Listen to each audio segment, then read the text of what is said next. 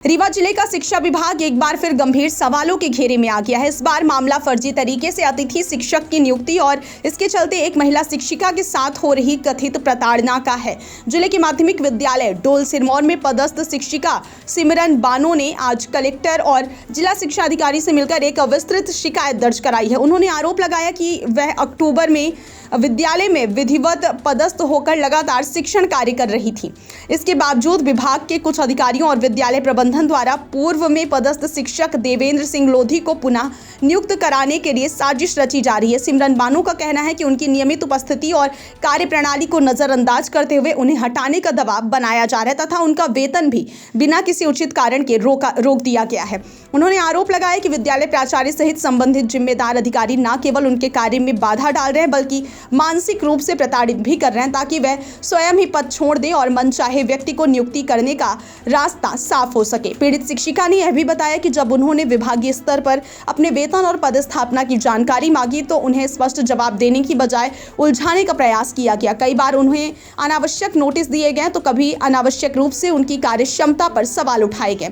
इससे निराश होकर उन्होंने सीधे उच्च अधिकारियों से हस्तक्षेप की मांग की। सिमरन बानो ने कलेक्टर तथा जिला शिक्षा अधिकारी के सामने विस्तार से अपनी बात रखी और पूरे मामले की निष्पक्ष जांच की मांग की। अधिकारियों ने शिकायत सुनने के बाद उन्हें आश्वासन दिया है कि पूरा प्रकरण गंभीरता से जांच के लिए भेज दिया गया और यदि आरोप सही पाए गए तो जिम्मेदारों पर सख्त कार्रवाई की जाएगी।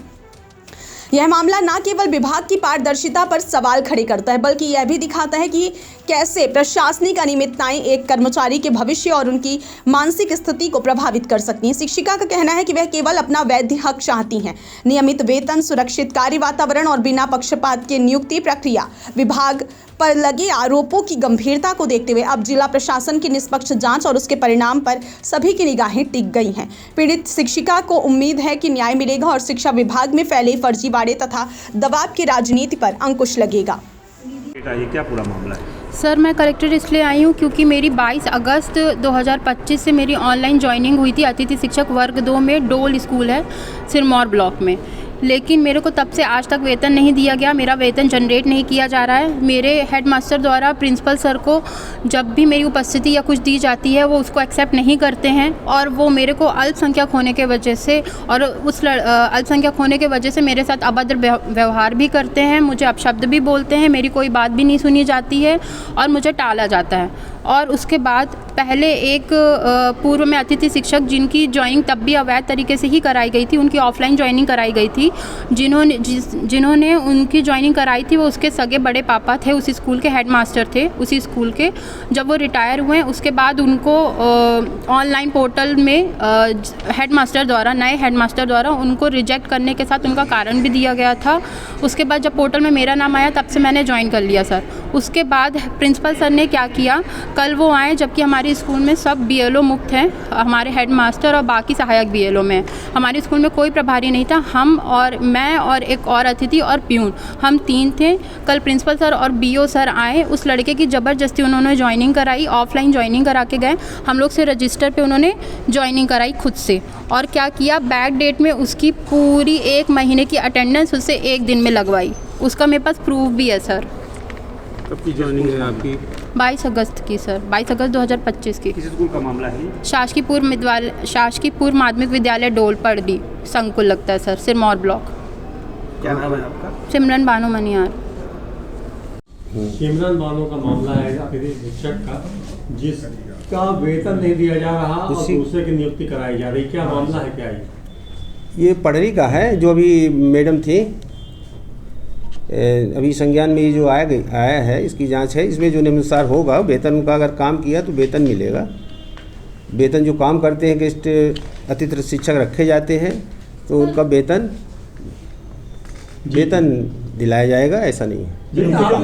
आपके शिक्षा विभाग में एक जो लड़की काम करने वाली है पूरे महीने काम करती है, उसके अटेंडेंस एक तरफ लगाए जाते हैं। एक दूसरा अतिथि शिक्षक जिसके ऊपर शिक्षा विभाग मेहरबान है, उसके 1 दिन के अंदर पूरी हाजिरी लगा दी जाती है। ऐसा क्यों हो रहा है यहाँ?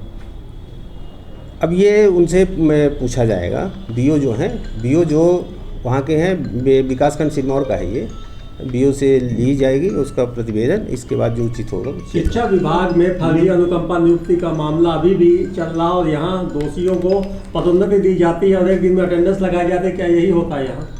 नहीं, अनुकंपा नियुक्ति का जो है उसकी जांच नहीं तो एक चलन दिन में है। कैसे अटेंडेंस लगती है? ये पूरे जो अटेंडेंस लगी हुई किसका है, ये अटेंडेंस आप देखिए, ये एक दिन के अंदर इसमें अक्टूबर, ये नवंबर महीने में कोई अटेंडेंस नहीं है, इसका सिमरन मानों का है और इसके बाद एक दिन में पूरी अटेंडेंस ये भरवाई जाती है। ये सब चल क्या रहा है शिक्षा विभाग? किसी लड़के चल उस हाँ जो कर दी गई है ये अतीत का जो अभी मैडम एक आई थी उसी मामले पे। उसी मामले में ना, उसके लिए बताया ना, उसी का बताया जा रहा है कि पड़री का है मामला है जो सिरमौर विकास खंड से है और बीओ को बुला के कहने का मतलब है कि ये किसी के ऊपर जो सही होगा, जो सही होगा वही रखा जाएगा, उसी का दोषियों के वेतन। ऊपर कार्रवाई होगी जो एक दिन में अटेंडेंस लगवा रहे हैं?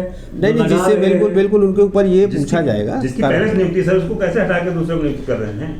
नहीं, उसको अगर सही नियुक्ति है तो इनको हटाया ही नहीं जाएगा, अगर कहीं गलत होगा, नियमानुसार नहीं होगा। सर नियुक्ति सही है या आपसे भी मान पहले नहीं मुलाकात कर पहले चुकी है इसी विषय में, शिकायत की गई है लेकिन अभी तक इसी विषय में आपसे मुलाकात आज बीओ से आज ही प्रतिवेदन मंगा कर जो उचित कार्रवाई होगी निश्चित रूप से की जाएगी। ठीक, धन्यवाद।